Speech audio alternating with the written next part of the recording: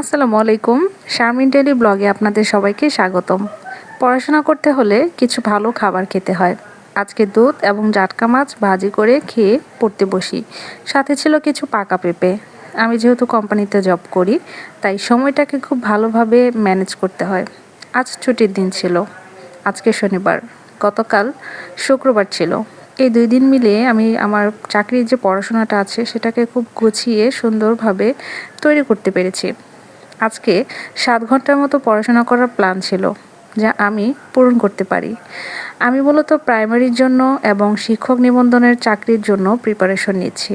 যেহেতু কোম্পানিতে চাকরি করি, তাই সময়ের বিষয়টা ম্যানেজ করা আসলে অনেকটা টাফ হয়ে যায়। আপনারা যারা চাকরি করেন তারা নিশ্চয়ই জানেন সে বিষয়টা।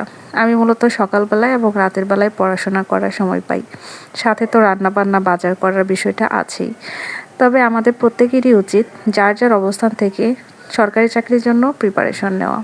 আমি মূলত আমার এই ছোট্ট প্রচেষ্টাটাই আপনাদের মাঝে তুলে ধরার চেষ্টা করেছি। আমার ভিডিও ভালো লাগলে সাবস্ক্রাইব করবেন। ধন্যবাদ সবাইকে। আল্লাহ হাফেজ।